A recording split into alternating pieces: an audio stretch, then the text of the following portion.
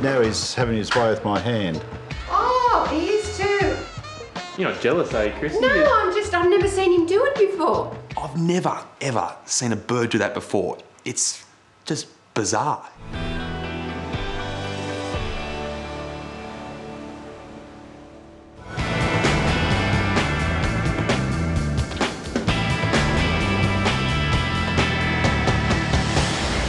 I had a visit in the clinic from a lady just the other day with a bird that is behaving quite strangely. It's attacking people. It's also having its feathers fall out. Now, I need to see this bird in its natural environment, so we're going to go and pay a visit right now. Hello, Chrissy. Chris, how are you? How are you? Thank you for coming so quickly. Look at you. This is Harry. You're a mess. He's a shocker, isn't he? Harry is the pampered pet of the equally colourful Chrissy. Jeez, he's raw there, isn't he? He is, yeah. And he's back, look. That's extraordinary, isn't it? He's totally bare there. He is. He's Looks like like a plucked chook. I was going to say plucked turkey, but chook's Yeah, okay. I know. I can't work out why his feathers are coming out. It's one of the worst cases I've ever seen. And now the first thing I'm suspicious about is the diet. I need to know exactly what Chrissy's feeding him. These are his... Beans? They are pulses. I soaked them overnight. This is his red palm oil, his seed, his millet sticks, his unsalted cashews. He washes it down with just a little glass of bubbles occasionally with Mummy. Mummy would insist upon that, wouldn't she? And whatever he doesn't finish, you probably have to finish, right? Absolutely. Yeah. I know I spoil him, but I can't help it. I love him. He's my baby. I could eat him. He's so gorgeous. But going bald isn't Harry's only problem. He hates Chrissy's husband John and is not afraid to let him know it. Will you leave me alone? Go on, go. Tell you what, I hate that parrot. It's got to go. It's either him or me. Why are you so nasty? Why do you do it? Harry's hatred of John seems to start out as outright aggression, but then, it turns into something quite dysfunctional. Now he's having his way with my hand. Oh, he is too. You're not jealous, are you, Chris? No, I've never seen him do it before. What's Chris gonna think of us? It may look like love is in the air, but Harry's amorous gyrations are anything but. This is aggression on a new level. Yes. Normally he's just flapping his wings, biting you. Yeah. But that is the most aggressive and most dominant-minded gesture he can give you. You never see that. That is amazing. You know, it's actually similar to what a dog does when he's trying to show dominance, but I've never, ever seen a bird do that before. It's just bizarre. Now, I'm pretty sure that Harry's violent jealousy towards John is the cause of all this mass feather fallout, but I need to know for sure. I think we should set up a little sting.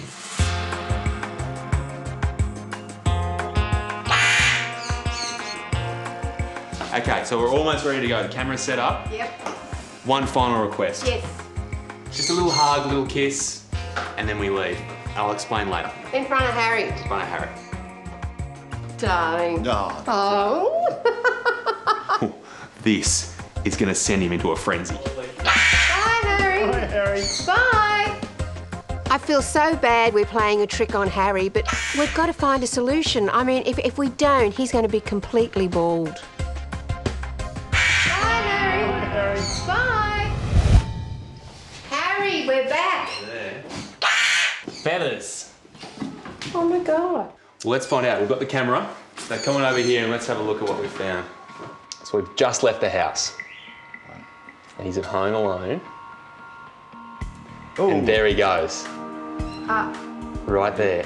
So while you're out or you're in bed and he's alone, this is what he's doing.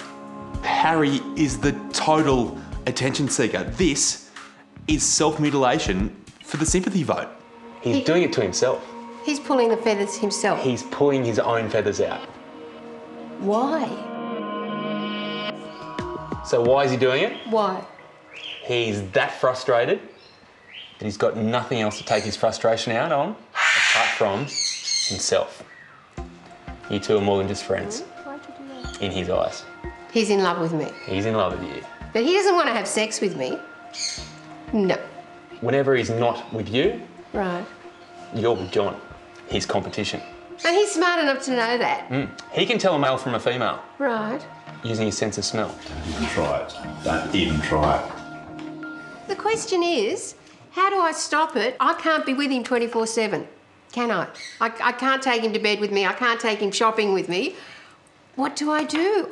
We're going to put him on. Are you serious? We're going to put him on Prozac. Oh my God. And this will work? Prozac is used all around the world for dogs, cats and birds to ease their anxiety issues. It works by increasing the level of serotonin in the brain, which is the feel-good hormone. They feel better about the world, and I hope, in Harry's case, it's going to stop him getting to that breaking point. So I've got to add Prozac now to all his food. Food is another thing. He's eating too much as well. Right. Just give him some seed, small amount. Give him some greens like spinach, broccoli. He's going to become the biggest loser, isn't he? Well, Harry, it's you and me. Oh, this is as close as I can get.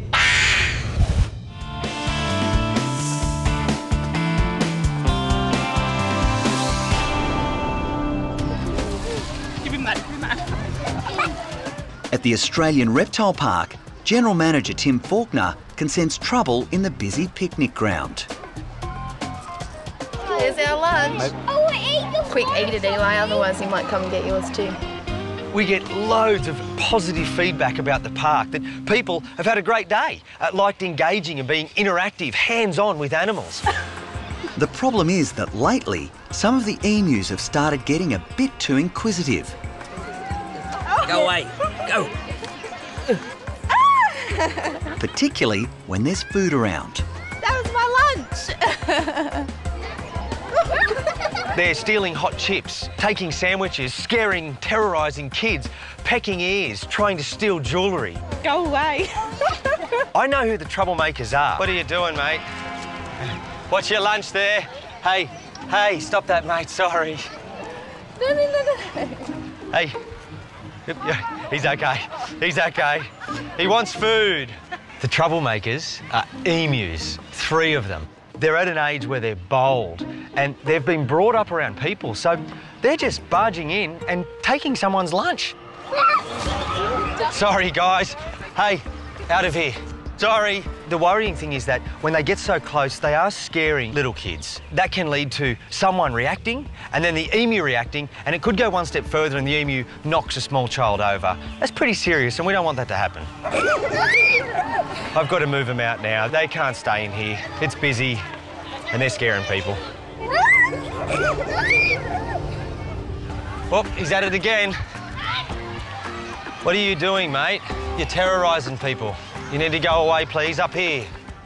At the Australian Reptile Park, 3 young emus are rampaging through the picnic area. They're pecking at shiny jewellery, a ring or an earring, and lucky not to take the ear off with it. We really can't have them doing that. I just watched them take sandwich, chips, and they're just darting everywhere, scaring the little kids. Tim has to make an urgent phone call to his mate Jason at the Hunter Valley Zoo. Hey, you know these emus that I've told you about? Yes, mate, yep. The rat pack? I can't stop them, mate. They're out of control. I've got to bring them up. Okay, causing you some grief there, mate. Oh, well, they're not causing me too much grief, but our poor visitors, they're a menace. Okay, cool. Okay, mate, I'll see you soon. All right, mate, good luck. The 3 rascals suddenly sense that something's up. Hey, this way.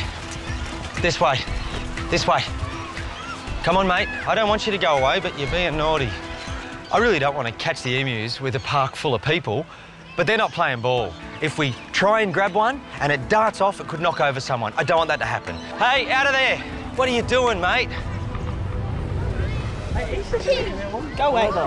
Come on, guys. They're flighty. They know something's not right. No. That's a bird. This way. Come on. At the Australian Reptile Park, Tim and his team are trying to round up 3 wayward emus. Tim can't allow the big, overpowering birds to keep harassing visitors. This looks hard because it is hard. Full park of people. We don't want to run the emus, but I'm not having any luck coaxing them up to where I need them to go. Yep, that way, that way. not like normal. No chasing and grab. Yeah. Just opportunistically next to him. Yep. Bang. No kids around. If I grab him, please clear my path. Yep. If you grab him, I'll clear yours. Straight up to the holding yard. Yep. Hey, out of there. Out of there.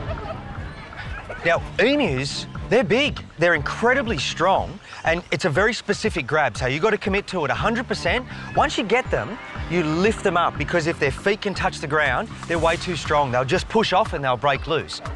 Yep. Nick, can you give me a hand, mate? From behind there? No legs? Yep, just put some weight on, please. You'd think catching an emu would be easy. They look like an oversized chook, but it's actually quite dangerous.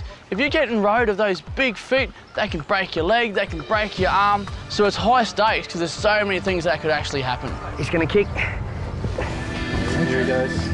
Settle, mate. Okay, out we go.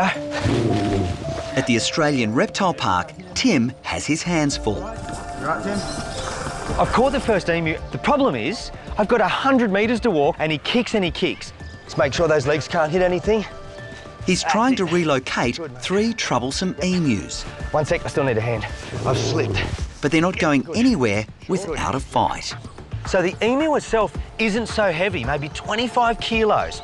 But when you've got him up, the feet are either going to spray to the left or spray to the right. Whichever side his feet are, your head goes to the opposite and you tuck it in. That's how you stay safe. 1, 2, door, boys. Emu number 2 realises too late that he's the next target. Come in, boys.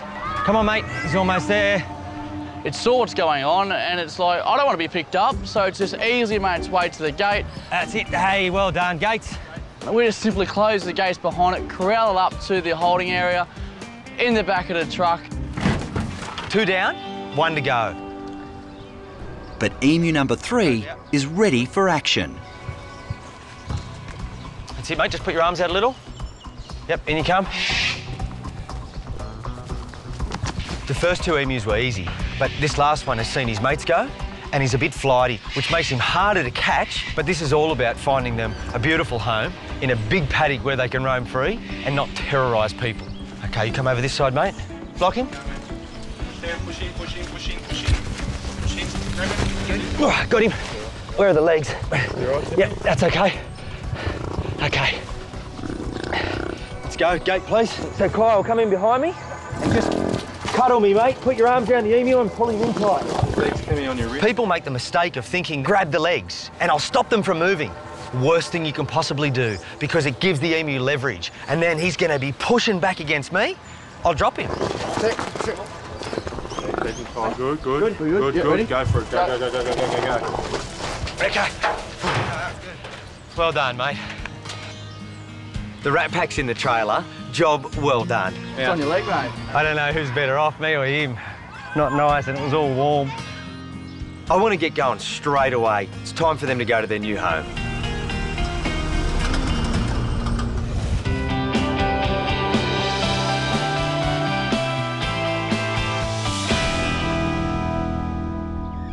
This is beautiful, mate. Think they're going to like it? Yeah, they're going to love it. Their friends are curious about what's in the trailer, I reckon.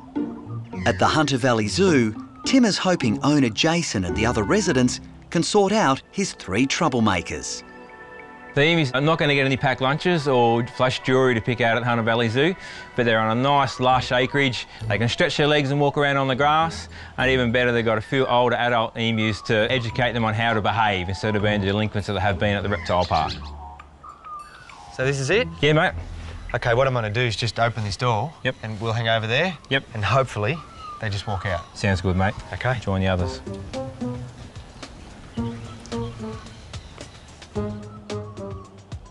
For a minute there, they just sat there in the trailer, and I'm thinking, please don't make me go in there. Oh no, here we go. He's going to lead the way. Well Good done, on you, mate. little mate. Well done. And then the first one walks out. 2, 3, and the other 2 follow. I'm relieved and happy that this is their new home. See you later, mate. Hope you're happy here in your new home. Ain't go giving Jace any trouble. I'll see you when I come back.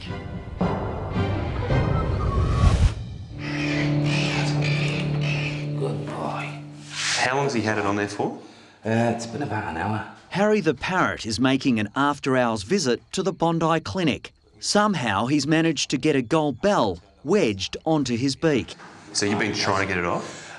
We tried, yeah, we tried at home, me and my other half, but to no avail. But helping a stressed out bird with a bling problem is not going to be easy. The hardest aspect of getting this bell off is the fact that Harry doesn't like being held. Come on. How do you get a bell off a beak from a bird that doesn't like being touched? That's a challenge. He likes to chew beads, and so we're getting like mixed bags of beads, and I think the bell was in there. All right, so I'm gonna have to find a way here of basically catching him with my hands, but securing that beak, because that beak is quite powerful, even though it's got the bell on it. Oh yeah. I mean, you know about it when it gets you. The more Harry flies around, the more stress he puts on his whole system, and the more difficult it becomes for me. If we're gonna get that bell off, it has to be quick, otherwise stress can kill Harry.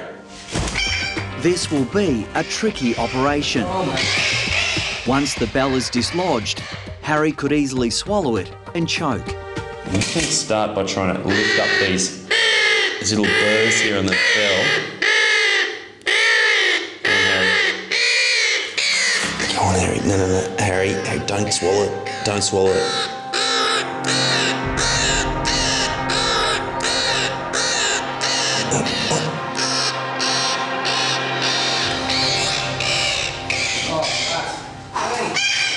Oh, good boy. I thought he was going to swallow it there for a second. I consider myself a lover of all animals. Harry's not a lover of all vets. That was very clear. It's a good result, but the friendship, was there ever one? There you go, pal. There you go, mate. We'll get you home now. You're all done. I think if he could talk now, he'd probably be swearing. Swearing at anyone in particular, do you think? Definitely a gentleman dressed in blue, I think. Call Chris.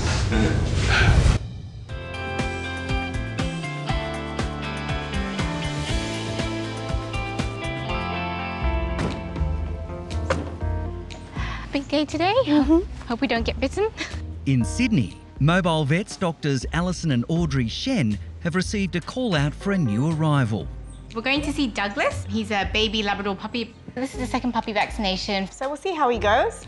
Very well behaved puppy, but we never know. Hello! Hi, come in. This is Douglas. Hi, Douglas. Hi, come on. Hi, Dougie. All right, how old's he now? He's 10 weeks. 10 weeks. 10 weeks. Iona has had Douglas for only a fortnight, and today he'll be getting his first health check. Hey? Ooh. What was that? Douglas's housemate. That's Pepper. Hi, Pepper. Very loud. Very vocal. Pepper is an Alexandrian parrot. It's a very unusual dynamic to have a puppy and a bird in the house together. Ouch. Oh. They're almost like brother and sister now, so I'm interested to see how that progresses.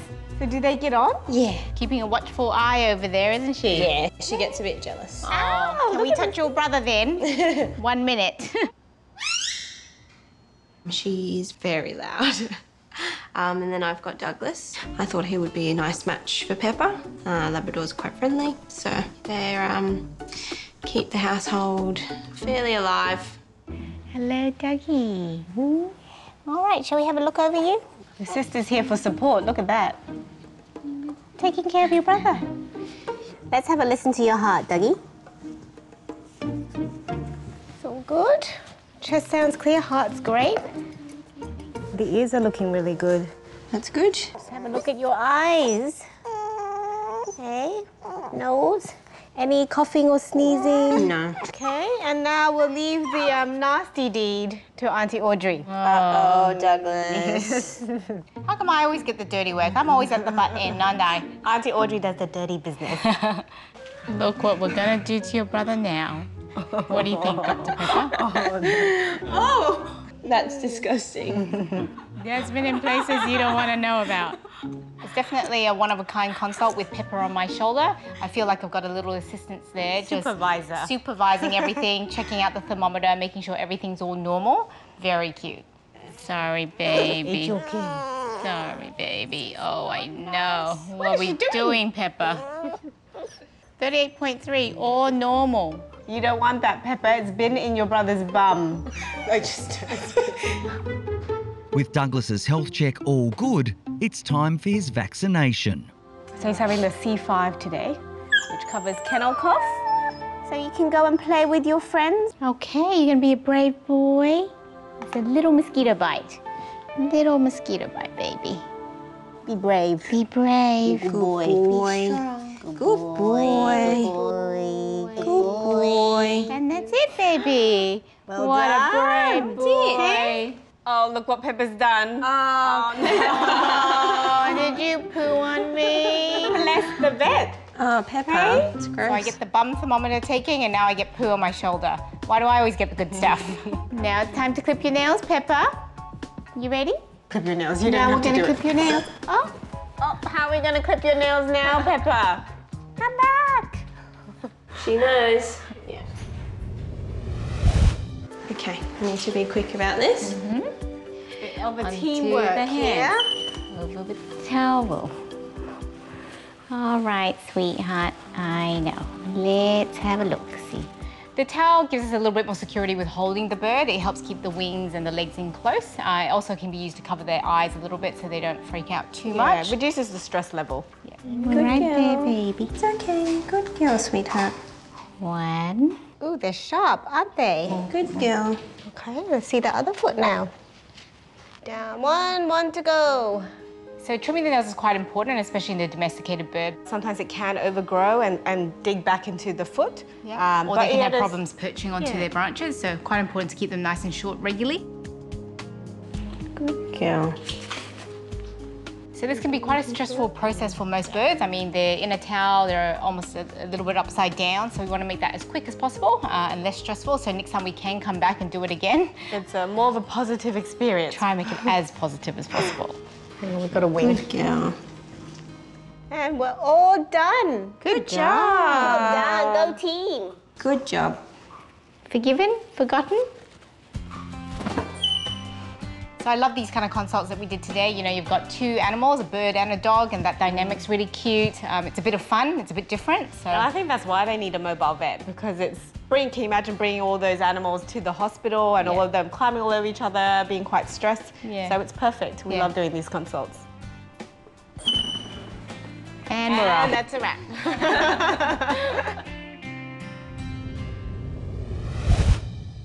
What do you got here? There's some ducklings in there. Hey, Mum. Chris has received an urgent call from Barry, a member of the wildlife rescue group Wires. Probably not the place to raise kids on a building site, is it? No. We've been called out to a house that's under construction because the neighbours have seen there's a family of ducklings trying to eke out a living in the family swimming pool. Only problem is there were 4 yesterday, there's now 3. We'll just approach slowly here. The house isn't a place for these ducklings to be raised. There's obviously predators around. We need to get the ducklings, catch them all, try to get the mother as well, and then relocate them to a safer place. We want to keep the family unit together, so we need to approach this very carefully with a very distinct plan. Could be getting dirty here, Barry. Could be getting very dirty and very wet. The pool is putrid, full of plastic bags that could easily drown the ducklings if they got trapped. We lost one last night by the sounds of it. We don't want to lose another one. Plus there's a big storm approaching. We have to act and really act now. In your world now, aren't I, ducks? I've got to say I'm a little bit nervous because this is a tricky place to work. We're dealing with wild animals, animals that are going to be scared of us. Keeping them all together is going to be really, really difficult. One hell of a challenge.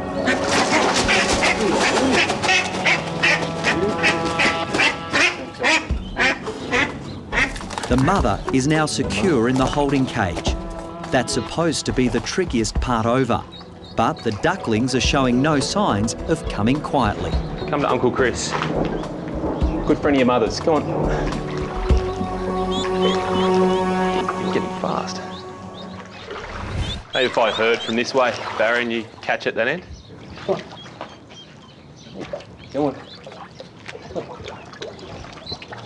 It's all sorts of junk under here. I don't even want to know what it is.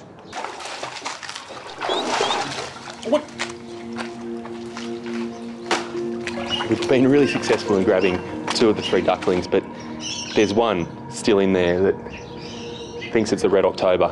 It's the submarine duck. How do you do that? Where? Oh. Every time you go near it, just goes under and away. Okay, where are you going to come up? And you have no idea, you can't see anything underneath there. Very smart duck. That was a good move. Even though this is a very good tactic from the duckling, the worry is that if you get stuck underneath one of these plastic bags, it's going to suffocate. Oh, I don't even want to know what that is. Chris has decided to use a new tactic to get hold of the last elusive duckling. He was just sitting with his nose under the water like he was hiding. Because we just want to keep him out of the water because he's very good in the water. Little Thorpey. I think I've got you. Little submarine duck. You see the family? Feeling really relieved. That could have gone really pear-shaped very quickly if Mum had decided to take off down the central runway here, out. That could have been the end of the family, but we managed to get her quickly, and with a bit of extra hassle, grab the babies as well. So, great result. Now, take them to a good spot, release them. Hopefully the family has many more happy years ahead. Going to refer it to the manager, are you? Are you the manager? Talk to you about accommodation? Hey, guys, kids are around, all right? No fighting. We'll just be up here. Chris and Barry are relocating the mother and her 3 ducklings to a much safer home at Centennial Park. Do you ever get the feeling you're being followed, Barry? Seem to have upset the local order. After the stagnant water in the pool at their last address, this is paradise. I'm guessing because you're the feisty one, you're the submarine duck. They're going to be relying on you. Look out for your brothers and sisters, all right?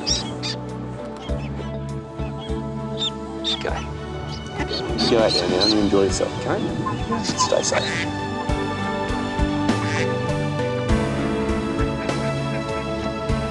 That's great. Good result, mate. Good one. Good on you.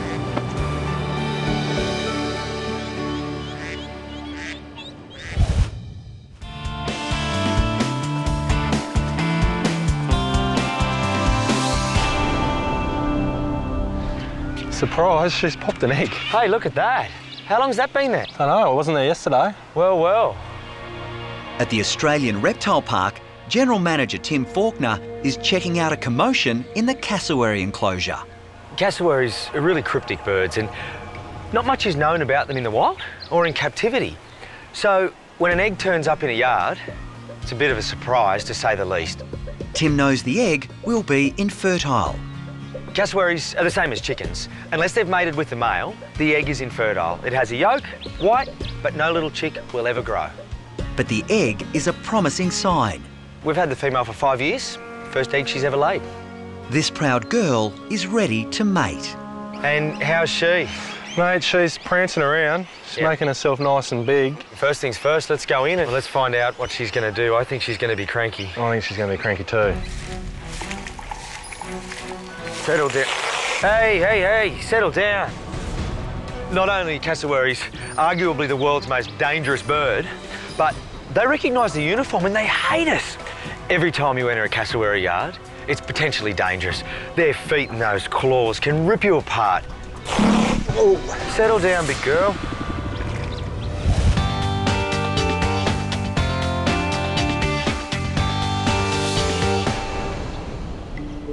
Look at her, look. Oh, yeah. She's presenting to him.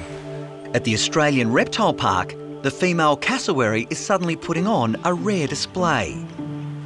Look at that. Look at that. Look at that. Now he's trying to be mated. Look at this. Look, these 2 cassowaries, male and female, live next to each other, separated by a fence. She's laid an egg, which means she's reproductively active. It's her first egg ever.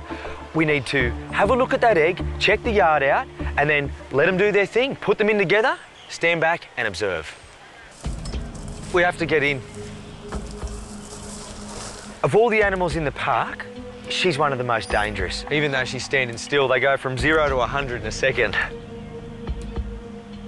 Despite the danger, Tim and his team need to get a close look at the egg. Watch your back on that fence, boys. Watch your back on that fence. But the male is now also hovering dangerously close. Hey, look at this. Look to the left. Look, 4 eggs. Look at that. So this one's rolled out. We enter the enclosure, walk down to where the egg's laying. Straight away you can see there's another 4 eggs to the left in a nest. Yeah, don't let her around that backside, boys. I don't want to be cut off, please. Maybe she's laid it there and hasn't rolled it in, or maybe she laid it here and it's rolled out. The surprise haul confirms the female is definitely ready for mating. Look at that. She's just done something amazing. She's gone and sat down near the male and she wants him to mate with her. She's soliciting the male to come and mate. We'll get on out and let the male in. Hey, he's coming, guys.